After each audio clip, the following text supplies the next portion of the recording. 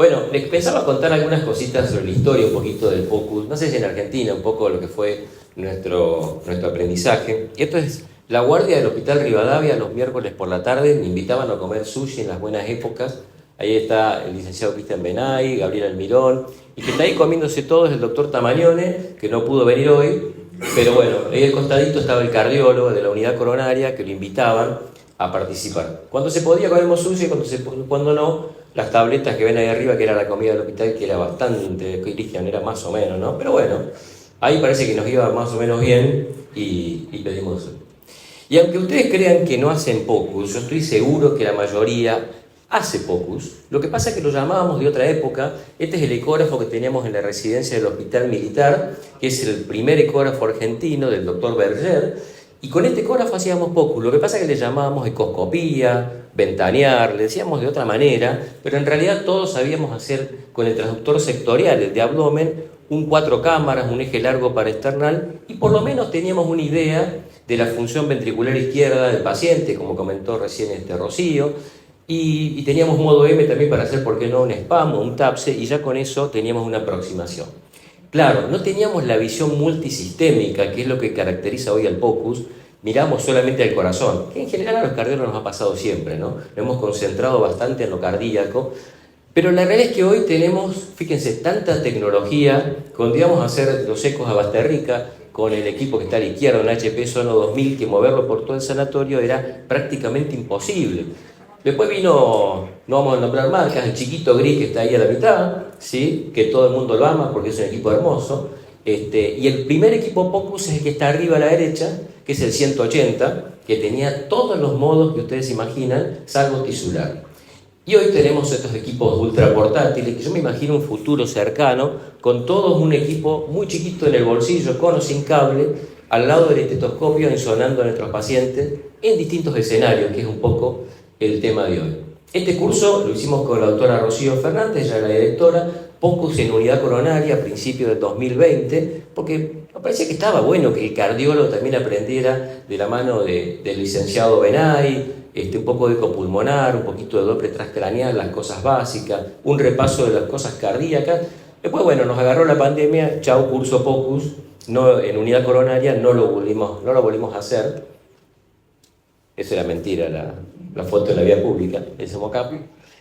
Y como comentaba también Rocío, no hay lugar a dudas que el POCUS hoy, el ultrasonido al pie de cama del paciente, es el quinto pilar del examen físico. Hoy se entiende que no solamente tenemos que seguir haciéndolo, ¿no? Es fundamental hablar con el paciente, ocultarlo, palparlo, percutirlo, pero también lo debemos insonar. Y fíjense esto que comentaba Rocío, lo hicimos el año pasado en la Facultad de Medicina, acá en la UBA, con un término que a mí me encanta, ¿no? Que es la sonosemiología. O sea, el POCUS que muta a lo que es el examen físico por ultrasonido, en este caso con algunas actividades y algunas charlas dirigidas sobre todo a estudiantes de medicina, en algo que es difícil implementarlo por el volumen de gente que hace falta tener y el equipamiento para desarrollarlo, ¿no? Y el POCUS, esto lo comentó Rocío, tiene un poco también una filosofía muy propia. Primero, que es realizado por el médico tratante, ¿sí? Acá no hay que llamar al especialista, el que sea, para que venga a hacer algunas imágenes, que obtiene información en tiempo real y que afecta o podría afectar eventualmente la toma de decisiones con el manejo del paciente. Por lo tanto, el enfoque es práctico y las respuestas son binarias, por lo menos inicialmente, ¿no? Sí o no, la presencia o la ausencia, ya con eso tenemos más que suficiente. Claro, la pandemia, y esto es un video bien pandémico de esa época, ¿no? Que nos poníamos el Tyvek y poníamos las gafas para ir a hacer, por lo menos lo que ya tenemos más de 50 años, nos daba terror entrar a la terapia intensiva, hacer el estudio del paciente internado, adquiríamos 4 o 5 imágenes y salíamos corriendo de la habitación de los pacientes con COVID. Y fíjense, la Sociedad Americana de Ecografía incluso publicó su propia guía, a la cual la SAC también adhirió, de cuáles eran las ventanas que había que hacer, cuáles eran un poco las valoraciones POCUS que había que de alguna manera realizar y estandarizar de esa manera entonces lo que era el POCUS cardíaco, no solamente para el cardiólogo que adquiría imágenes muy básicas pero con las respuestas que necesitábamos tener en ese momento, sino también para el resto de los colegas que trabajan en área crítica fundamentalmente. Y el POCUS hoy, como les decía, en general se lo entiende como algo multisistémico. Y sobre todo porque para el caso del cardiólogo, con el mismo transductor con el cual yo voy a insonar el corazón, puedo insonar el cerebro, puedo insonar el pulmón, puedo insonar el abdomen. Entonces, muchas cosas se pueden hacer y se pueden llevar un poco de la mano con nuestra vieja y clásica herramienta, que no está desplazada en absoluto y me sigue encantando ocultar a los pacientes, aunque por supuesto, lógicamente, todos sabemos que tiene algunas limitaciones que el ultrasonido puede ayudarnos entonces a enriquecer nuestro examen físico, ¿sí? Tanto si soy ecocardiografista como si soy cardiólogo clínico y estoy en el consultorio, en área ambulatoria, y de pronto quiero empezar a hacer algunas cosas que son interesantes. Esto no lo voy a más que mencionar, lo mostró excelente recién Cristian, nadie sabe más que él de ecografía pulmonar, todos hemos aprendido de alguna manera para qué lado iba la marquita del transductor, si se podía hacer con el transductor lineal, convexo o con el sectorial. Acá fíjense que estoy intentando aprender, esto ya tiene algunos años, por lo menos 2 o 3, de ecografía pulmonar simple, básica, donde lo que más utilizamos habitualmente los cardiólogos es, como dijo Cristian, ¿sí? Identificar y cuantificar el agua extravascular pulmonar con las líneas B. ¿No? Una cosa que es bastante sencillo, y fíjense este trabajo brasilero tan interesante que demuestra que nuestro clásico score de Philip-Kimball post-infarto se enriquece muchísimo si le sumamos además la ecografía pulmonar. ¿Sí? O sea, el Philip-Kimball solo es muy bueno, pero además la capacidad de discriminar la mortalidad de nuestros pacientes en el postinfarto inmediato es mucho mejor si le sumamos 4 puntos, ¿sí? De ecografía pulmonar para ver si el paciente está congestivo durante la internación o inclusive, por supuesto, previo al alta, donde ya sabemos que es un predictor de reinternación. Después viene un poco algo que hoy se habla mucho, que es la ecografía, ¿sí? Vexus o el score de Vexus, que tiene que ver con la congestión sistémica, algo que nosotros de alguna manera nunca le dimos quizás personalmente tanta importancia, ¿no? Que es ver qué está pasando del corazón derecho hacia atrás y de qué manera eso se podría llegar a cuantificar. Y aunque ustedes no crean, son un buen número de autores, son todos cardiólogos los que desarrollaron esta tecnología o estos conceptos hace más de 30 años. Lo que pasa es que nunca nadie le dio mucha trascendencia a esto, pero insonar la vena porta, que es lo que ustedes están viendo ahí, que lo estamos haciendo con el transductor cardiológico en una ventana lateral, en la línea axilar media, con la marquita mirando hacia abajo si estamos usando el seteo de cardio, o hacia arriba si usamos el seteo de abdomen. Yo te lo hacía con el de cardio porque me dejaba la señal electrocardiográfica, que me ayuda bastante, sobre todo para la suprahepática. Ahora me enteré que lo podía volver a activar el electro y lo paso a abdomen, con lo cual la imagen es mucho mejor y la escala de Nyquist y de color no la tengo que ajustar porque, claro, se adecua, digamos, normalmente. Fíjense qué lindo que se ve la vena que tiene paredes blancas, tiene paredes gruesas, es la vena porta, ¿sí? Se ve siempre de color rojo. Y con eso empezamos, digamos, a hablar un poquito de lo que es la congestión sistémica. Este es un trabajo justamente de Eduardo Argaiz de México y su equipo, donde él demuestra que en los pacientes con insuficiencia cardíaca, mirar solamente la vena cava, ¿sí? es una visión un poco parcial, porque él lo compara entre si la insuficiencia cardíaca era exclusivamente izquierda, que es las barras de color oscuro, o si además tenía un componente derecho. Y en el paciente que tenían componente derecho de la insuficiencia cardíaca, la vena cava inferior siempre persiste pletórica. Aunque el paciente, digamos, haya tenido un tratamiento descongestivo exitoso, la vena cava no nos sirve. Sin embargo, si usamos la porta sí nos permite evaluar la descongestión exitosa independientemente de que haya compromiso o no del ventrículo derecho. Entonces, es algo que es fácil aprender. Yo al principio tenía mucha vergüenza porque después de muchos años de hacer ecografía, ponerme a aprender Vexus y esto cómo es. Y la verdad que no hay que tener vergüenza, hay que sumarse a esto porque es una herramienta que la tenemos justamente en la palma de nuestra mano, con nuestro ecógrafo, con nuestro autor sectorial, y les aseguro que no es para nada difícil. Noriko Lida, un ecografista y cardiólogo japonés, hace muchos años ya viene hablando de que los cardiólogos tendríamos que ver el flujo venoso renal para identificar qué pacientes con insuficiencia cardíaca alta tienen más riesgo de reinternarse. Y no es algo tan difícil, la verdad que es buscarle un poco la vuelta. Fíjense cómo él demuestra que aquellos pacientes que permanecían congestivos al alta, con el Doppler renal, que vamos a ver cómo se hace, tenían esa evolución con la curva roja, es decir, con una alta tasa de recurrencia, incluso de eventos muy graves. Entonces, realmente insonar el riñón, quizás de los 3 componentes del Vexus, es la parte más difícil, ¿sí? Pero no es imposible, es cuestión de no negarse, porque a veces uno se niega un poquito a hacerlo, a aprenderlo, pero cuando le perdés la vergüenza y lo empezás a hacer, te das cuenta que no era tan complicado y que podíamos ver o discriminar muy rápidamente si el riñón estaba congestivo o no, lo que hoy se llama taponamiento renal, que a mí al principio me resultaba raro, pero claro, es un órgano con una cápsula que no permite que se expanda, con lo cual cuando se pone congestivo realmente se tapona. Esto no importa, ya lo vamos a pasar muy rápido, todo un poco la fisiopatología de la congestión venosa sistémica, que tiene un impacto a nivel cerebral, pulmonar y también esplásmico. Y fíjense acá cómo estamos buscando en la misma posición, ¿no? En la línea, digamos, axilar media, en la ventana lateral, que al principio nos resulta un poco rara y después nos damos cuenta que no es difícil en absoluto, encontrar el riñón bajando un poquito a la cola del transductor y yendo un poco hacia abajo, estamos en la celda renal, y ahí en la corteza colocamos el Doppler color con un Nyquist bien bajito porque necesito ver vasos bien periféricos para poder entender la hemodinámica interrenal. Pongo el Doppler pulsado y tengo 2 flujos, uno hacia arriba y otro hacia abajo. Y a mí el que me importa por ahora solamente es el de abajo. Si el de abajo se ve continuo, es porque el riñón no está congestivo. Si el de abajo se ve discontinuo, es porque al riñón le cuesta sacar la sangre y mandarla nuevamente al corazón derecho. Entonces acá lo tienen, fíjense, vamos a ver algunas imágenes. Esto es suprahepáticas, ¿no? Las suprahepáticas las usábamos solamente los cardiólogos para la pericarditis constrictiva, para ver la onda reversa, y así todo nos costaba bastante entender un poco los trazados y menos sin electrocardiograma, porque es difícil diferenciar la aorta sistólica y la diastólica. Y una vez preguntándole a Eduardo Argaiz, digo, ¿cómo hago para más o menos orientarme un poquito con el Doppler de las suprahepáticas?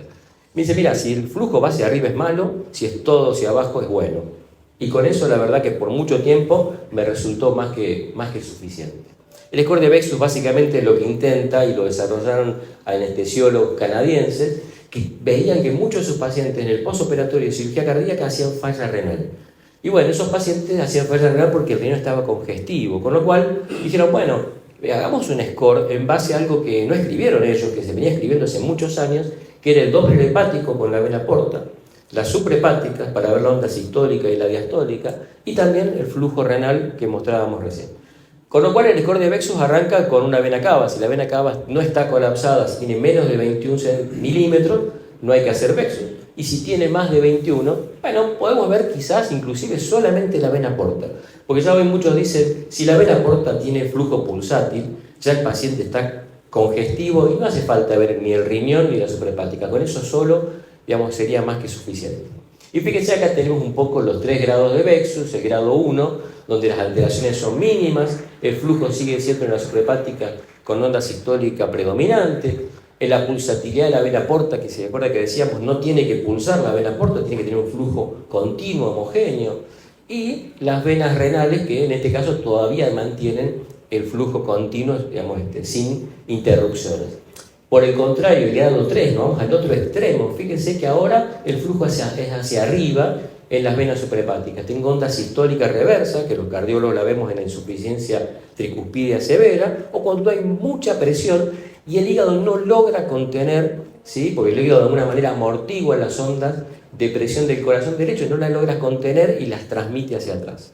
Eso pasa entonces, y por eso la onda sistólica reversa, la pulsatilidad de la vena porta, vemos que la porta pulsa más del 50%, y el riñón pobre solamente puede enviar sangre al corazón derecho en la diástole, y se hace totalmente discontinuo, que es lo que rápidamente nos orienta. Este es un paciente mío de consultorio, un paciente ya con diagnóstico de amiloidosis cardíaca. No hay que ser demasiado, digamos, o conocer mucho el tema para imaginarse, por supuesto, que este paciente es muy probable que esté congestivo también, como era el caso, aurículas muy dilatadas, con todos los signos típicos de la amiloidosis de larga data en tratamiento, con un flujo pulmonar acortado, sugestivo de hipertensión pulmonar, como lo vamos a ver acá, 69% milímetros de mercurio la presión sistólica pulmonar estimada del tiempo de aceleración, pero bueno, fuimos a ver qué estaba pasando a nivel sistémico, a nivel, digamos, esplásmico, y fíjense, la vena cava inferior plenamente dilatada, insonamos rápidamente la vena porta, que es fácil aprender a buscarla. Si alguno no lo hizo nunca, les aseguro que no es tan complicado en absoluto, igual que las hepáticas. Y claro, era un paciente que además de la vena cava inferior dilatada en eje largo arriba, también la tenía en eje corto. Se puede hacer una vista de eje corto de la vena cava inferior, que digamos, se plantea que incluso es mejor que el eje largo, es girar el transductor en sentido inverso y la vemos redondita. Y si es redondita es malo, porque en ese caso indica que está pletórica. Si tiene más forma ovalada es porque las presiones de la aurícula derecha son un poco más bajas. Y bueno, insonando un poco la vena porta nos encontramos con una pulsatilidad del casi el 50%. Acuérdense que lo normal es menos del 30%. Y acá fíjense cómo la onda sube y baja bastante. Eso no tiene que ser así, tiene que ser continua. Y el flujo de las suprahepáticas también tenía arriba a la derecha un flujo bien hacia arriba, así que es una onda sistólica reversa, no puede ser otra cosa. Y el flujo renal, que no me salió tan lindo, pero se lo debo para la próxima, recién estaba aprendiendo, igual ahora me sale un poco mejor, pero no se crean que tampoco soy ningún crack del flujo renal, pero intento aprender porque me parece que es una herramienta útil. Tenía un flujo venoso completamente discontinuo, por lo cual probablemente era un Vexus grado 2 y grado 3. Eso a veces ayuda un poquito a guiar el tratamiento de congestivo, hasta saber hasta qué momento hay que administrar diuréticos, cuál es el momento en el cual uno podría suspenderlo. Y esto, fíjense, hoy no vino Francisco, que es quien sabe en realidad de Doppler transcraneal, y nos ha enseñado un poco a todos. Yo lo único que sé hacer es encontrar la cerebral media, colocando el transductor cardíaco, y alguien me dijo una vez, si con el equipo se ve el corazón, también se ve el cerebro. Sí, acá fíjense, estamos colocando ahí por delante de la oreja el transductor con la muesca hacia adelante, ponemos Doppler color, el seteo en muchos casos es el mismo seteo cardíaco con algún que otro ajuste, no mucho más. ¿Y qué vemos? La cerebral media a la izquierda de la pantalla, esto también se aprende bastante rápido, ponemos el Doppler pulsado y ahí no me pregunten mucho más de índice de pulsatilidad más porque no es algo que yo manejo demasiado, lo que mido es la diástole. Si tiene un componente diastólico, no es tan distinto al coronario, ¿no? El otro día lo charlamos con el doctor Bauenstein, que hacemos reserva coronaria, no es muy distinto el flujo al flujo que tienen las coronarias en definitiva, donde si hay poca diástole es malo. Acá pasa lo mismo. Fíjense en la imagen que tenemos arriba a la derecha, la diástole es bien alta, como el registro que ustedes están viendo ahí, un paciente sano. Si la diástole está alta es porque el cerebro está bien perfundido.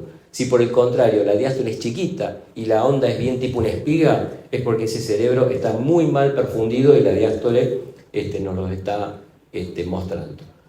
O algo que hacemos mucho también los cardiólogos es hacer a veces el eco con burbujas, y para eso qué mejor que saber también, además de ver el pasaje de burbujas en la vista subcostal o en 4 cámaras, hacer algo de Doppler transcraneal, ¿sí? O POCUS cerebro, como le decimos nosotros, porque no es Doppler transcraneal, que es una palabra que nos queda un poco grande. En este caso, de nuevo, acá en la unidad de terapia intensiva con Francisco y Cristian en la guardia, viendo una paciente encefalopática, ventilada, que dice, che, me parece que tiene algo cardíaco, no querés ver, nos parece que el septum no es normal. No tenía un ASIA, y si tiene un ASIA, muy probablemente también quizás tenga un FOP.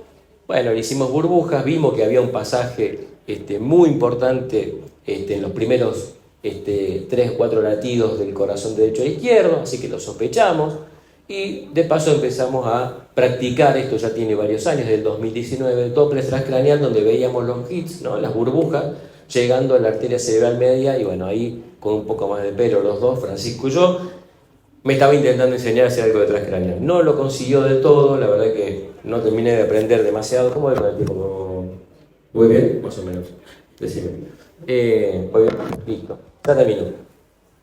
Con esto simplemente les quiero mostrar que podemos aprender los cardiólogos a hacer un poco de POCUS multisistémicos, sí, tenemos el ecógrafo, tenemos el transductor, o sea que prácticamente tenemos todo lo que necesitamos y los pacientes para poder aprender a desarrollarnos un poquito. Algo que con el tiempo uno lo va olvidando, ¿no? Que es lo importante, perdón, esto de lo anterior. Lo importante que es utilizar hoy el ultrasonido para hacer los accesos venosos centrales y para hacer el control. Ahí debería aparecer un video más. Esto también es algo que yo aprendí después de ya de grande, porque la verdad que las vías centrales las poníamos a ciegas, pero hoy la verdad si tengo un ecógrafo y me tienen con una vía central, pónganmela con ultrasonido, ¿sí? Es mucho más seguro, ¿sí? e incluso se puede hacer un control posterior de la colocación del acceso para ver que no haya ocurrido lo que a veces puede pasar, ¿no? Que es un accidente, que tengamos un neumotórax. Esto también es algo que hoy en día se utiliza y debe utilizarse lo máximo posible. Y para finalizar, ¿sí?, el doctor Filippini acá nos traía a sus hijos para que aprendiéramos con niños. Había que invitarle a un asado, como ustedes ven, para que pudiera traer a los hijos y lo aprendíamos. El único que tenía hijos chicos, y aprendíamos un poquito de POCUS también en niños. Bueno, muchísimas gracias.